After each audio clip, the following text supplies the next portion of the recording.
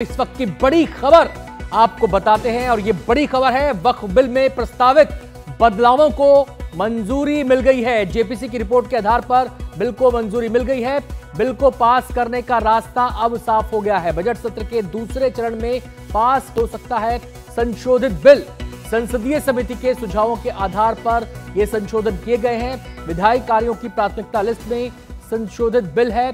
अगस्त 2024 में लोकसभा में यह बिल पेश हुआ था, लेकिन इसे समीक्षा के लिए जेपीसी के पास भेजा गया और जेपीसी ने 655 पन्नों की रिपोर्ट सौंपी थी। आपको बता दें कि इस जेपीसी की बैठक के दौरान कई बार हल्ला हंगामा हुआ, लेकिन आखिरकार जेपीसी की रिपोर्ट तैयार हुई, 655 पन्नों की रिपोर्ट सौंपी गई और अब खबर यह आ रही है कि जो संशोधन सुझाए गए थे उन्हें मंजूरी मिल गई है। तो ऐसे में माना जा रहा है कि आप इस बिल के पास होने में अब ज्यादा दिक्कत नहीं आनी चाहिए। बजट सत्र के दूसरे चरण में यह बिल पास हो सकता है।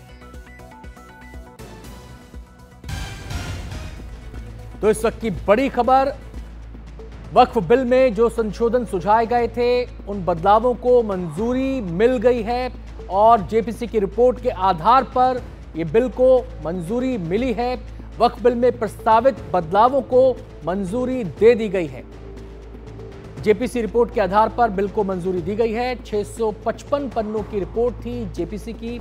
आपको बता दें कि अगस्त 2024 में लोकसभा में यह बिल पेश किया गया था, लेकिन इसे समीक्षा के लिए जेपीसी के पास भेज दिया गया था।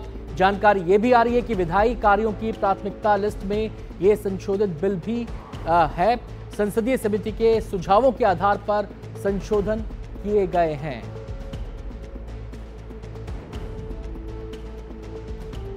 तो इस बिल में बदलाव किए गए हैं, वो कौन से अहम बदलाव हैं, ये हम आपको बारी बारी से बताते हैं।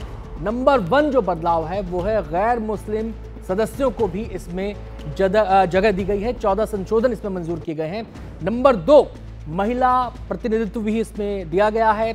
नंबर 3 सत्यापन प्रक्रियाओं में सुधार की बात यहां पर की गई है। और नंबर 4 अगर हम बात करें तो जिला मजिस्ट्रेट की भूमिका भी इसमें बनाई गई है। नंबर 5 वक्फ बोर्ड की शक्तियों में कमी की गई है। पहले आरोप लगता था कि असीमित शक्तियां हैं। नंबर 6 वक्फ संपत्तियों का डिजिटलीकरण किया जाएगा, इससे पारदर्शिता बढ़ेगी।